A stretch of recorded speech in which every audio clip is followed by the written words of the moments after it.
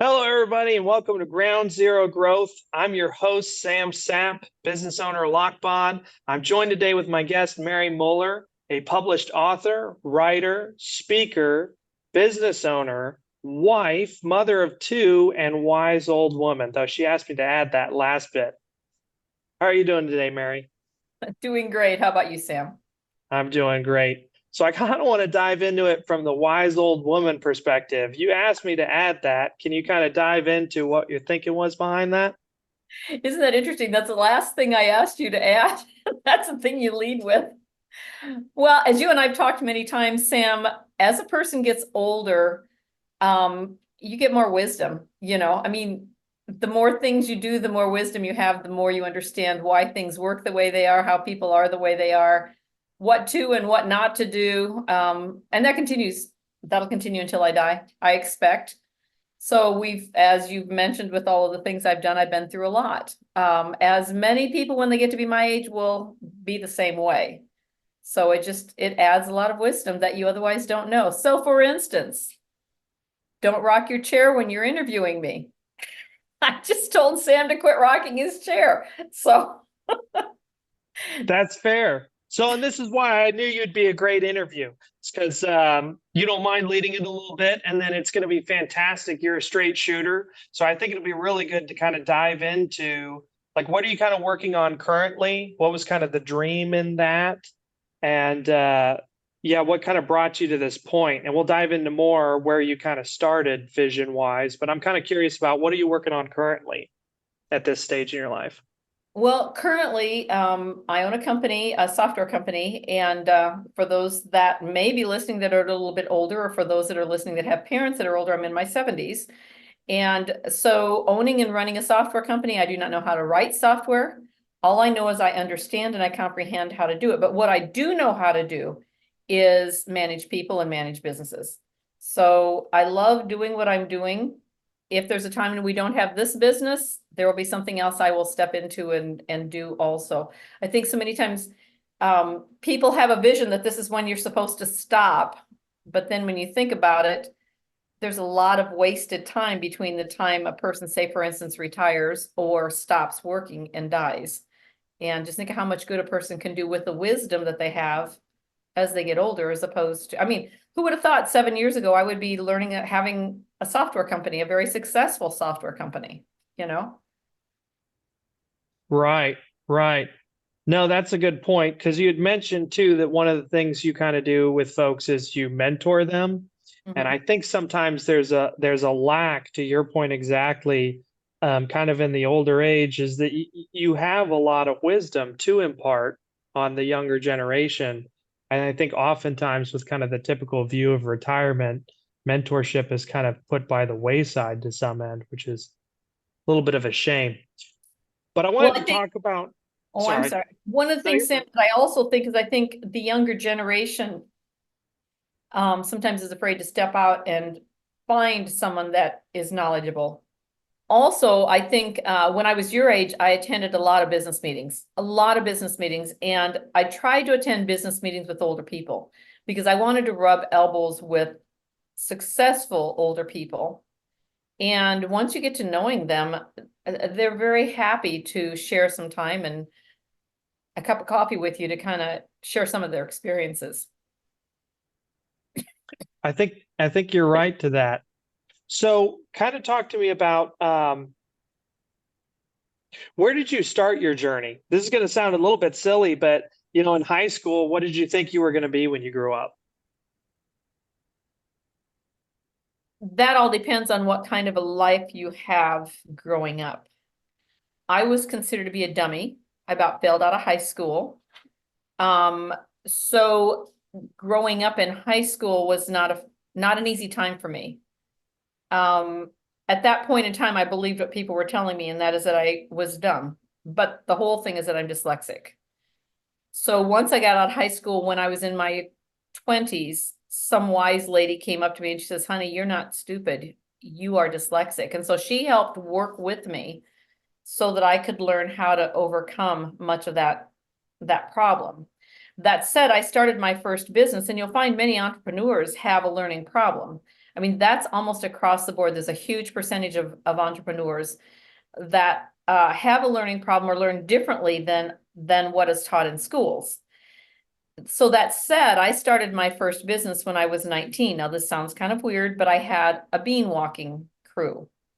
And I did that and made a lot of money with it every summer. And What's for a bean walking crew? You're gonna have to help me with that one.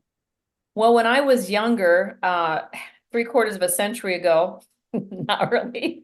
Um, Instead of spraying so many chemicals on crops in northern Iowa, which is where I was from, literally we walked every single row of all of the fields on the farms and pulled weeds by hand. So in order to do that, All right, so picking it back up, we were just talking about bean kind of walking. where, yeah, bean walking, and that was your first business. And if I can kind of interject a little bit, I'm interested to hear a little bit more about that first mentor. It sounds like kind of, that first woman that believed in you, that was like, you're not dumb, you're dyslexic. Can you kind of talk to me more about that? Because I mean, that sounds like a very pivotal thing to me, right? I mean, what if you just kept believing that you were just dumb and that, Well, right after high school, I went to school to become a nurse, an LPN, because that was just a year. And it was like, and I know I'm kind of veering off, but it'll bring me back to where you asked me to come. During my first 9 weeks of nursing, LPN is just an 11-month course. During the first quarter, I realized that everything the teacher put on the board, if that was in the test, I could remember it. If it wasn't in the test, I didn't get it right. So at the same time that happened, I met somebody that recognized the issue outside of school. And so, but the teacher, I went to the teacher and talked to her and I said, if you put everything on the board that's going to be in the test, I can pass the tests. I'd failed all the tests up to that point. So from that point on, she said, I will do that. I will put anything that's going to be in the test will be on the board some point or another between the time of the first test was over with and the next test that's going to be taken. And so from that point on, I pretty much aced my way through nurses training. At the same time, this lady started helping me. I met her. Actually, I met her through church and we were just talking. We'd become friends. And so she is the one that actually was a special, at the time they called them special needs teachers.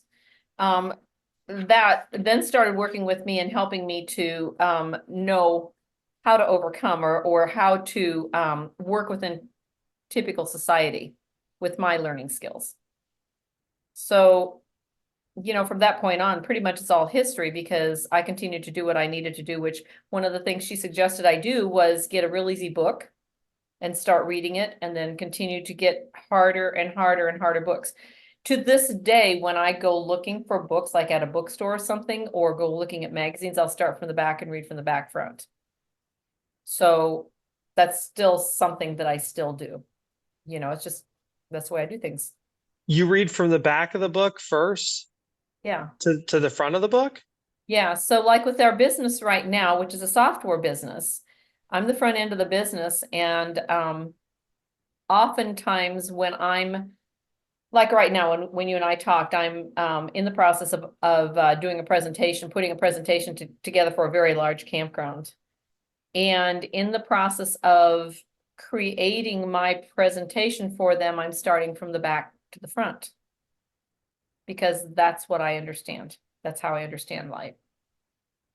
So I know it's difficult to understand because if you're not in this brain, but that's okay because there's a lot of people and people learn different ways. The main thing I think, and what I'm trying to say is it's very important not to feel like because you're not fitting into what society says you're supposed to fit into, that doesn't mean you're incorrect or wrong. What that means is that you tap into your own gifts of what you have and learn how to work within society. For instance, when you and I've talked about this before, when I was a speaker and writer as a motivational speaker for people. Now, my goal in that business, Sam, was never to make a lot of money. I never did make a lot of money. People thought I was getting wealthy off of sick people. My goal was to help change the mindset of people to be able to see themselves as healthy, as opposed to listening to doctors telling them they were unhealthy. So To do that, when I first started out, I started talking about yoga and meditation and acupuncture and acupressure and reflexology and all of these things. And people walked out of my classes, people walked out of my talks because I was talking voodoo. And in those days, in the 90s, that was considered to be religious cult. So what I did was I started looking at how do they think? I can't think in the terms that I think. How do they think? And started using terminology that meant the same thing that they understood. And that's probably in part a large reason why my books became in the top 10 of bestsellers in the natural health area in Barnes and Noble and other bookstores. So it's not a matter of whether or not I think like everybody else. It's a matter of me understanding how everybody else thinks and then come into their world. So kind of diving in a little bit further, I'm just interested because to your point, I mean, it's not the most normal, but maybe it's a super strength. So when you start like a proposal or something like that, or your books even, did you write your books from the back to the front, essentially, starting with the end and then Well, the kind of, goal in yeah, mind? because Sam, when you think about it, if we have a goal in mind, you're already starting for the back. I mean, your goal Right, is to probably make money and have X amount of customers. right, That's the right, back right. end goal. So you're starting from the back initially anyway, whether you're thinking of it that way or not. So then you start thinking through the steps from the back to the front to bring you all the way to the front as to how you're going to get to that back space. And honestly, if you look at some of the, and I'm trying to think, this is what happens when you get older. Sometimes names and stuff go out of your mind, but there are numbers of people who are well known, at least they were in my day, of being very, very intelligent people who say exactly that. You know, you always look at what the goal is and then work backwards to find out how to get to that goal. And I think Deepak Chopra is one of them that says that a lot of different, yeah, there's a lot of different people that work in that manner. And I don't think we think about it that we're working in that manner, you know, but I think a lot of people do. Hmm. So how was the process of getting out of that first business, and what was kind of the chapter after that? So jumping back to kind of the bean walkers. Mhm. So they'd walk and pull weeds for the beans, or in this case, in some cases, I'm guessing that's the where the You pull the terminology weeds came out of from. the beans to be able to get a better price for the beans because you get a better price if you don't have the seeds from weeds in it. Okay, that makes perfect sense. Got it. So people would Yeah. hire you ultimately, and you had a slew of folks that would help with the bean walking. Yeah. Okay, which is So so that was then when I was in probably 16, well, probably 18 through 21. And by the way, by that time I was an LPN. And so in my summer, during my days off, during my vacation time, I loved doing it. It was fun because I would hire all my friends to help me. And so in the summertime, during my vacation time, we would walk beans together. A lot of fun. You know, we just enjoyed working together. So yeah, I'm trying to think of where I went from there. Did that for years until I probably got married. By the way, I met my husband, we were engaged within 48 hours. We had decided we were going to get married, and that's 47 years ago. So that's married so a best friend. exciting. Congratulations. And then that's exciting. So he knew he was marrying it into an entrepreneur then, probably to some end. Yeah, in fact, he made the comment just the other day. He said, because I got together with I saw some old friends here in Kearney, and I made the comment. I said, they're all retired and they all um, think differently. And Carl says, you've always gone to the beat of your own drum. He said, you've never thought like typical women that I know of do. So, and he said, I knew that when I married you. You run by the beat of your own drum. So, I mean, it's still that way. So, No, that's an excellent point, though. For some reason it eclipsed me in the moment. So tell me about, even that first business and the businesses after. You're a woman owned business, a woman entrepreneur at a time when that wasn't really typical. I think we're finally starting to get some traction there. But I'd be interested in hearing your take on kind of, it seems like you would have been fighting an uphill battle in some scenarios. Would do you feel like you were typically, was there ever a time when you were looked over for another set of bean walkers or, and then I know we have other businesses to talk about, including your published author, but I'm interested in hearing your take there. Sam, business is about relationships. It's not about the work. It's about who you can trust and who you can't trust.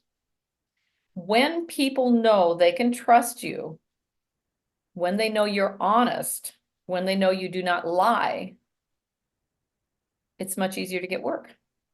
When I work with trying to get campgrounds on our software, I'm not a salesman. I try to see life through their eyes. They become my friends. So it's a conversation I have. So growing a business to me is not about how many sales can I get? How much money am I going to make? It's about, is this person someone that is honest, is reputable, is someone I feel like I can trust? And do they feel the same way about me? And if that's not the case, it's not going to be a good business match, in my opinion. I'm not all about just how much money can I make. When I die, do you think people are going to care if I was a multimillionaire or a billionaire? Or do you think they're going to remember me by the good I did and the friendships I had? It's entirely up. I mean, that's an own personal preference. Everybody has different preferences. Sorry. Well, and I like, so you're kind of part of this is I'm almost listening to kind of tropes while we're talking that I purposely kind of want to break through. Because another thing you're saying kind of repeatedly is some of my clients become friends, or in the case of the bean walkers, I hired my friends and we had a lot of fun. You hear a lot of folks say don't ever hire friends or family, but it sounds like you might held a different opinion there. Well, that was that type of business. In my business today, I would not hire probably friends. You asked me what else I did. And yes, in those days, in the 70s, which is when I was married and working my first jobs. In fact, it's interesting because I just wrote this on Facebook and one of the posts that I did this morning. When I was younger, there was 3 or 4 things a woman was allowed to do. They were allowed to become a nurse, a teacher, a secretary, or a mom. So breaking through those things was very difficult. So what I also did was we needed money. When we got married, we started a farm. Actually, it was kind of interesting because we had decided, Carl and I, when we got married, that we wanted to be farmers. And I had always known that God was going to put in my life that I would marry a farmer because that is what I wanted to do, is be a farmer's wife. So we started our hog operation. That's a whole nother story because we did not have a job when we were married, when we got engaged, and the day we got married, we didn't have any income. We didn't have a place to live. We had a place to live in the house I was renting for another 2 weeks. I don't even think you knew this story, but at any rate, so Carl and I went up and down the roads in Iowa in our county looking for empty houses and for farmsteads that were no longer being used.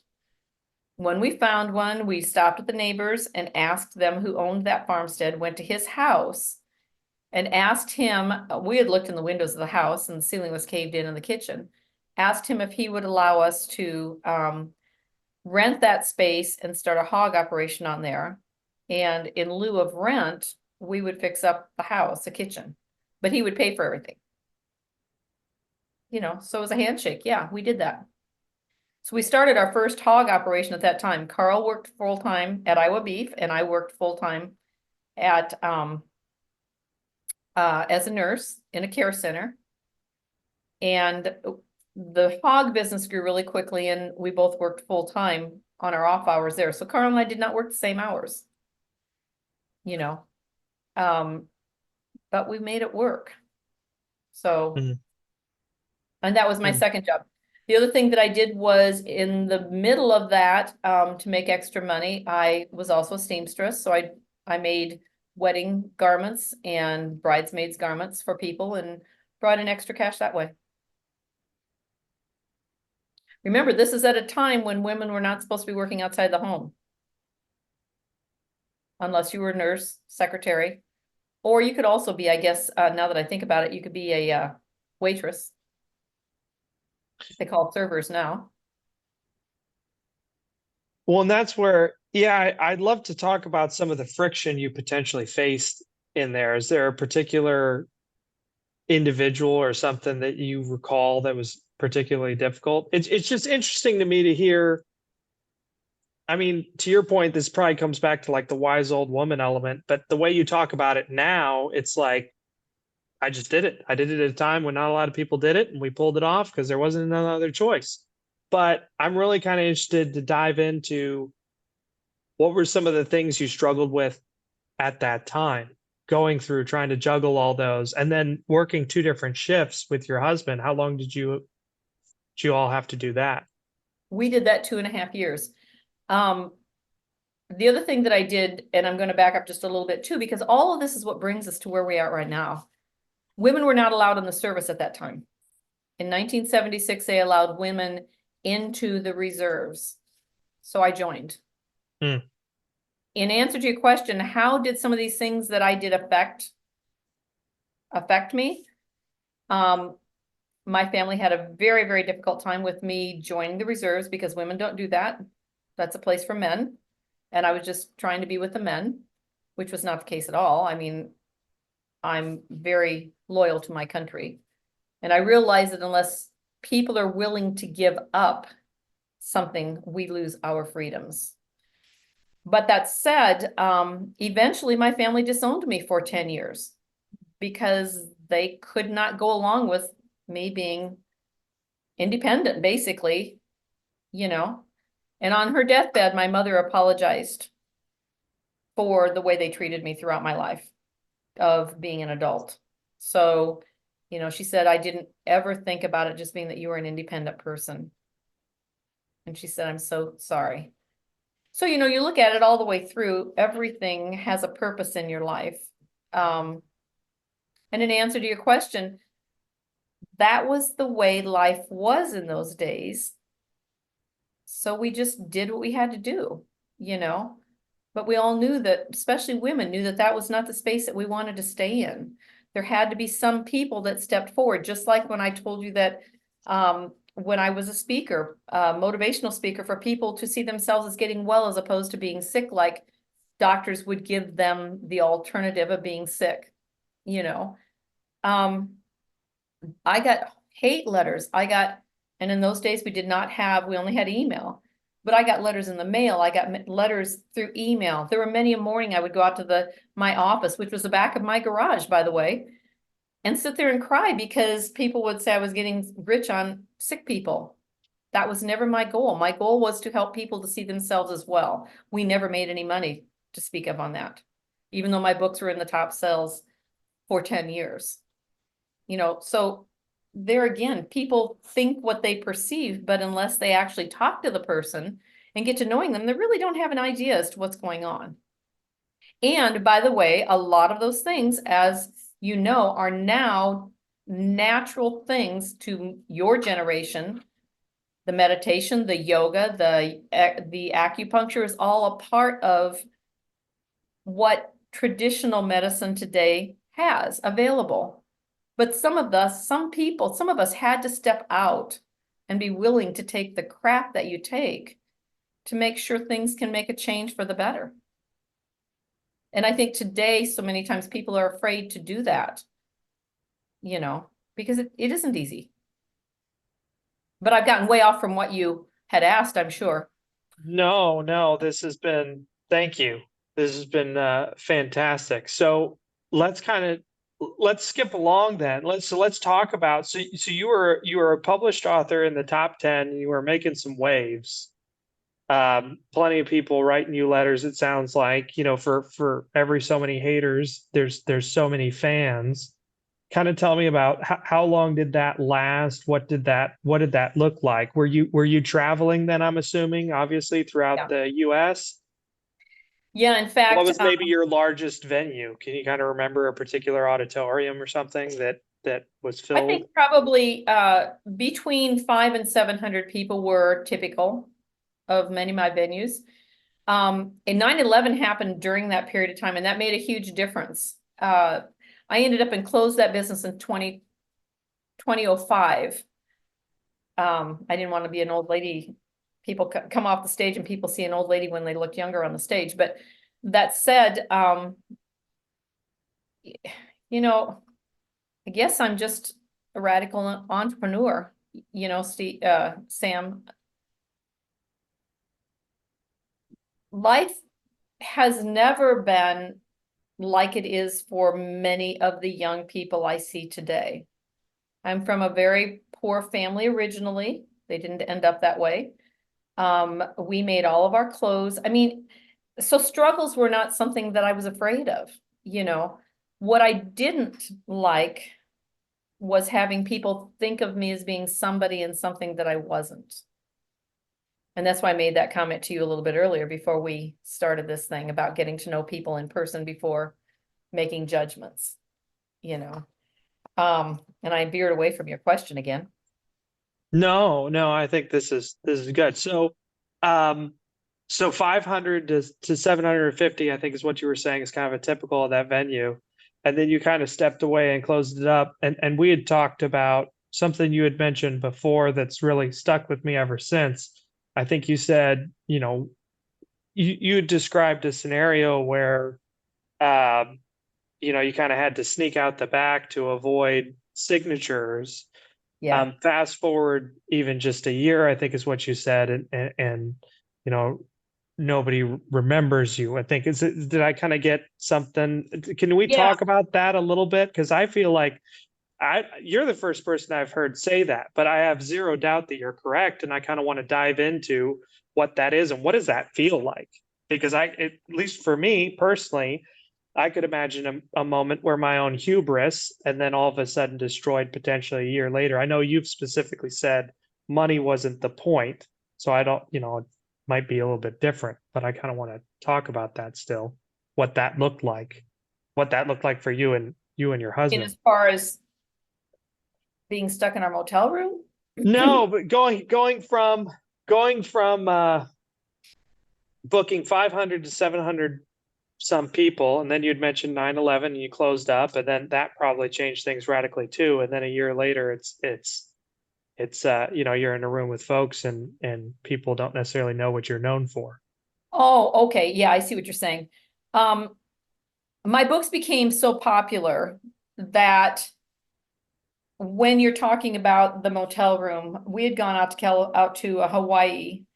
There was an internationally known speaker who I often worked at his booths, and he was speaking at a health conference in Hawaii. When we got there, and we were at the top of the escalator to go down to get our luggage, somebody recognized me and hollered out my name. And by the time we got down to the bottom of the escalator, there was about 45, 50 people standing there wanting my autograph.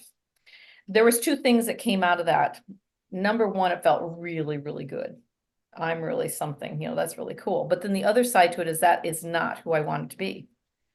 It's like, Mm. which is important in a person's life. It was at that point in time that when we were in Hawaii for the 10 days, there was very rarely a time that we could go any place. When people sat down at the bottom of the elevator so they could follow me around. Finally, the owner of the motel, or the manager of the motel gave us a backdoor key. People learned that we were going into the back door. We would go out to eat. People would automatically come and sit down and say, "Oh, you don't mind if I sit down with you, do you? Just wanted to spend a little bit of time with you." Um, there's a certain amount of ego that goes along with that when you are in that space, and that was not where I wanted to be. That was the main reason why I closed down the business. Is I did not want to be that person that became so egotistical that I thought I was that important to people. So when I closed that down, I didn't know who I was because I'd gone for 15 years being well known all around the country. I did radio and television spots. So it took me a while. I went to Orscheln Farm and Home, and in answer to your, how did that work? I went back to my roots. I went to Orscheln Farm and Home, worked there for 3.5 years to figure out who I was, because originally I wanted to be a farmer's wife, remember? So that kind of got me back to my roots. And then from there, I worked at another place here in town. I walked in there, we had been unloading freight at Orson Farm and Home. It was bags of feed, to be, to be clear on what it was. So I am in my hair with a ponytail. I am filthy dirty, no makeup, no anything. And I'm taking a walk for a break in the afternoon or at my lunchtime. And I'm very spiritual, if you will, Sam. I know people talk about God and how important that is. I work more in a little different sense rather than put it outside of me. I believe that things, that the spirit tells me what to do. But at any rate, so I'm walking down the street. This building is a very beautiful brick building. And something kept saying, walk in there and apply for a job. And I thought, well, this is really ridiculous. So I walked in there at the time. I think I was probably 50. Yeah, I think it was right at 50, 53, probably 53. Beautiful young girl, probably 22, dressed up, high heels, perfect clothes, beautiful nails. And here I walk in a ponytail and I said, I'm supposed to apply for a job here. And she looked at me and she kind of chuckled and she says, well, what kind of a job do you want to apply for? And I says, well, I really don't know for sure, but there's evidently a job in here that you're supposed to hire me for. So she went back and got the owner of the company. And he came out and he told her to give me an application and they hired me that day. So that led to my understanding of how to build websites and a better understanding of software. So in 3.5 years, I quit there and started my own web and software company. So you can kind of see the progression of how everything goes. When we lost our hog farm, we ended up moving to Des Moines. Well, we moved all over the state trying to stay on the farm. And every time we moved to a place, it didn't work out. We moved 14 times in 10 years. So we ended up moving down. Carl took a job with a company that took us down to Tulsa, where we lived for a couple of years. And that's where I got my cosmetology license. By this time, I had 2 young children, one with cerebral palsy and one with a heart condition. And this was the first time in their lives, my daughter with the cerebral palsy was 4 and my son was 9. First time in their lives they were ever with a daycare, and I felt so guilty. But my husband kept saying it's only for 2 more months because once again, it was 11-month course and it would end the 1st of August. So the 2 months of that summer, they were at the daycare. Funny, but they don't remember that ever being a bad situation, So that's when I ended up moving back here then, and where I live now, and starting other businesses. So can we rewind a little bit? Because we've talked about it off air, but you mentioned you lost the hog farm. yeah. I don't know if we kind of dove into that necessarily, but can you kind of tell me about losing the hog farm? That was very difficult because I had no family support. We had no family support from Carl's side. And And that's in with no family support. You joined the reserve, right? Is that in with that period? That was about 2 years before that. That was kind of the icing on the cake, was when we lost, my family didn't want me to marry my husband because we weren't a good match.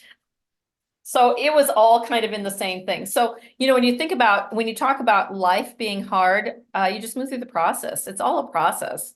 Everything that happens to us in life is a process, and the whole thing is move through it, and there'll be something good that comes out of it in the end. And unless you go through certain difficult processes, it's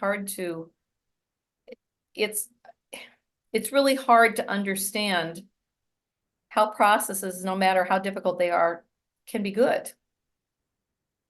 So yeah, that was very difficult because we were the first in our county to lose our farm, our hog operation. Once again, it was because the economy dropped out of hogs, out of pigs. The farming economy got bad as far as raising livestock is concerned. The banker called us into the bank. This is in March, after we had invested the entire amount of money that we had been loaned and the money that we had put in ourselves from selling our hogs, the feeder pigs the year before. And just said, we've pulled all the money out of your account. We have larger operations that need it instead of you. And I said, how can you do that? We've already invested that all in feed and everything for this year's livestock. And they said, well, we can. So I said, what are we supposed to do? And he said, figure it out. So, eventually we had to sell everything. We lost everything. I had sold our car. I had a car this was like a few years after we got married, probably 2.5 years after we got married, 3 years after we got married. And I had already bought and paid for a new car. We had bought and paid for in cash a new truck, or a truck for our business. But we ended up and sold all of that, as well as all of the furniture that we could sell to try and keep from bankruptcy. It did not work. We ended up in bankruptcy. In our house after that, we got a job with a farm. Now, Sam, this is how it was in those days. Carl got hired at a hog confinement farm, which is a big building where they house a whole bunch of sows that are going to have baby pigs. This had 1,500 sows. Carl got a job there at $18,000 a year. We worked 6 days a week from 7 to 7. He did. So we went to the owner and I said, can I work with you? I know you need another employee. Would you hire me? And he goes, sure, be happy to hire you. He said, you get 9,000, Carl gets 9,000. So essentially what he did, and this is how women were thought of in those days. So essentially what he did was took half of Carl's salary and said, okay, this is yours instead of his. But yeah, I'll hire you. So I know it's inconceivable, isn't it? Well, and and to make sure I heard you right, so everybody's tracking. So what you said is Carl's now working 7 to 7 at now half his salary, and you're now working however long, conceivably from 7 to 7 for the other half. Yep. And simply by asking, did that happen? Yes, simply by saying, I know you have another position available. Would you offer it to me because I need a job? Simply by asking. So what are your thoughts on that? I know that's kind of an inconceivable thing in today's society, right? I don't have a clue what to think, frankly. My wonder is what you thought, I guess. It's transparently for me, especially kind of in today's world, it'd be a miracle to not just storm out of there, which I'm guessing kind of wasn't much of an option for you all at the time. Women were not considered to be equal to men.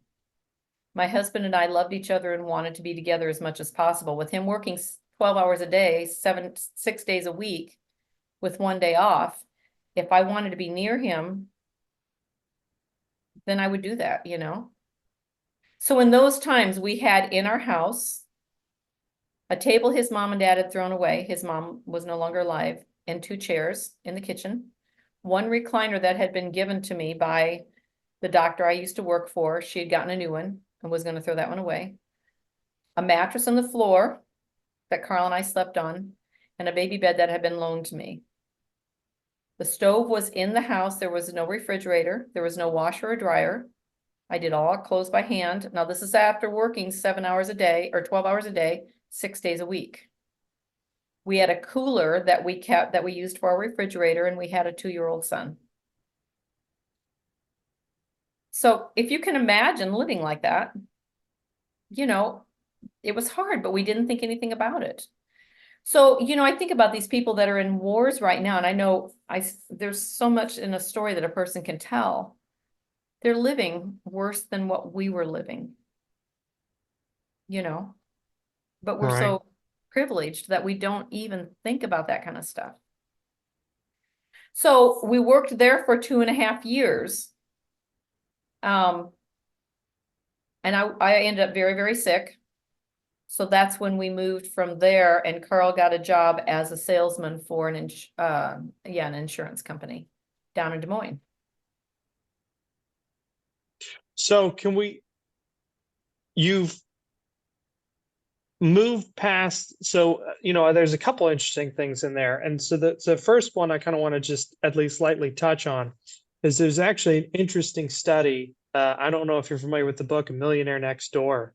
It's a fantastic book for anybody that's not, but there's a statistic that says actually your average millionaire, your average entrepreneur or successful person has been through bankruptcy at least once, Mhm. which is an interesting thing.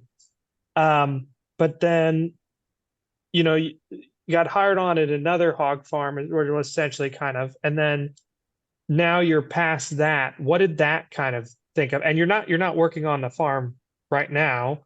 So can you kind of tell me about that progression and what that felt like? Did you feel like you were letting go of a dream at any point in there, or do you feel like more of your dream has pivoted or augmented, or you have a new one, so to speak?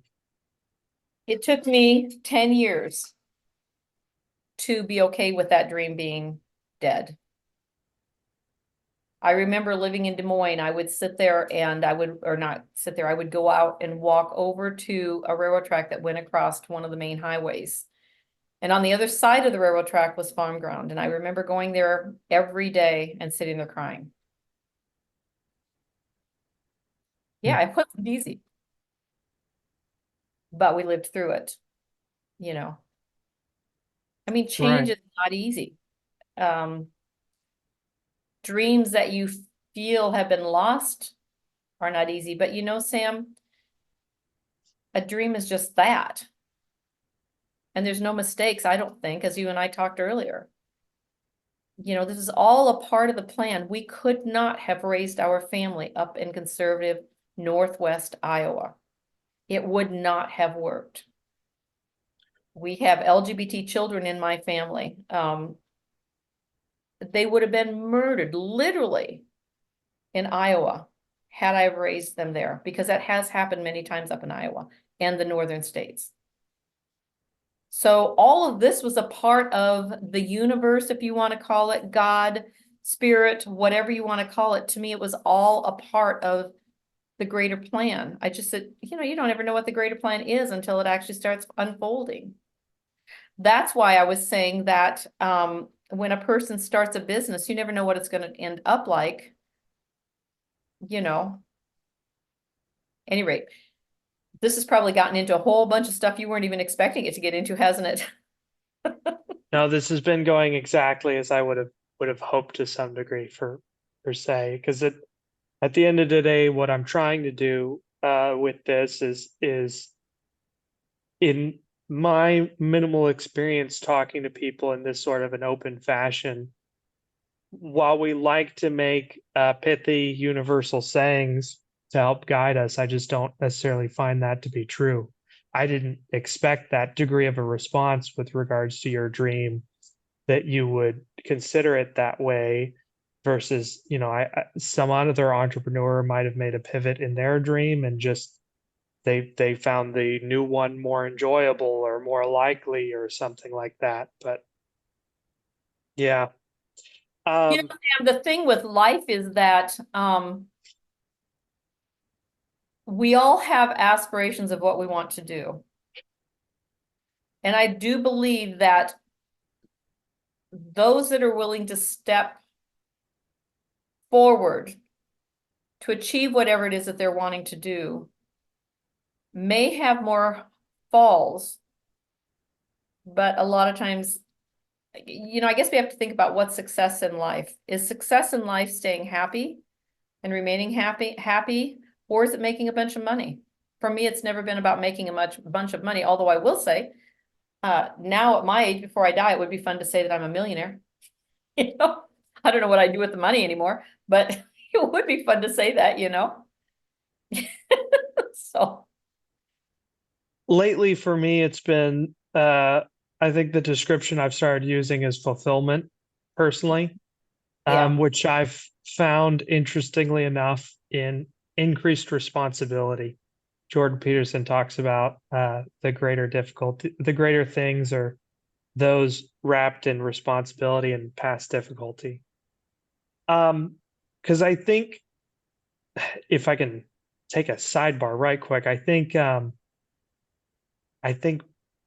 part of um, oh, I've lost my train of thought now, believe it or not. But part of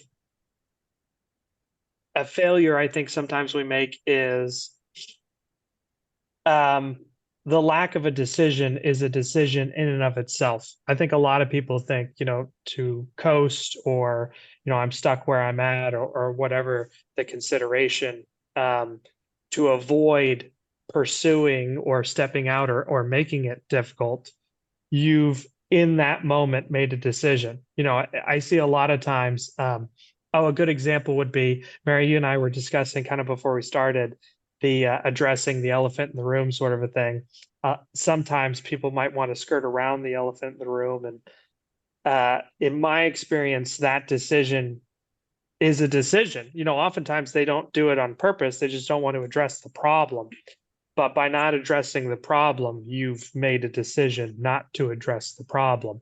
And the end result of that, whatever that may be, in my opinion, you can bear responsibility of. So, anyway, a fun sentiment of mine is indecision is a decision. But yeah, Everything like you is a said, decision. what?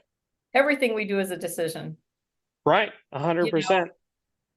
And a lot of times people being indecisive on what they want to do is more for fear of what our society calls failure. Right. So I wanted to talk on that too. You and I talked a little bit about it offline. You don't believe there is failure. No, And can you kind of describe what you do perceive it as? in my opinion, everything that happens in life is a learning experience. We can choose to learn from it, or we can choose to make excuses for it. Or even if we make excuses for it, that's a choice too. But as long as we choose to learn from everything that happens, it's not a failure. Because if you're continuously learning, um, that's moving yourself forward in one way or another. That's just my thoughts though. I mean, like when we lost our farm, our hog operation, people were sending me notes all the time telling me I was a failure. We were failures. Well, it wasn't a failure because down the road, like I said, we could not have raised our family in the area that we were in. It would not have worked. Um, and there were many other things that came about because of that, what people perceived as being failures. And like when I was a speaker, one of the things I tried to help people to see and understand was that there's nothing in my mind that is a failure. People not recovering, there's a number of reasons, if they were sick, taking it back to when I was a speaker and writer. There were a number of reasons why people chose not to make decisions that could make them at least feel better. And it was interesting because I had a very, very wise older friend that passed 4 or 5 years ago. And his whole pancreatic cancer process, when most people would have been really down and out about it, he was still in the process of saying, Mary, here's the thing. It's all beautiful because he said, I'm at the point now where it doesn't really matter what people think. I'm at the point where what really matters is for me to be in a space emotionally where I can love unconditionally and move out of this space of life knowing that it's been fulfilled. And that was really something to me because it showed me that even in the process of being sick, you can still learn from it. It may not, we always pray, people pray, oh, this is what I want. Make them well, make this happen, make this be successful, whatever. But then in the other words, they say, thy will be done. And it's like, wait a minute.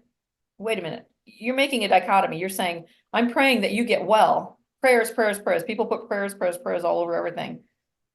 But yet, then you pray, thy will be done. Why not just say thy will be done and accept whatever thy will be done is? Rather than putting our stigma of judgment on what we think it should be. That makes sense? It does. Does. I think that's a perfect spot to kind of leave it on, so to speak. So, Mary, Hey, can you Sam, kind I of, would like to say one other thing.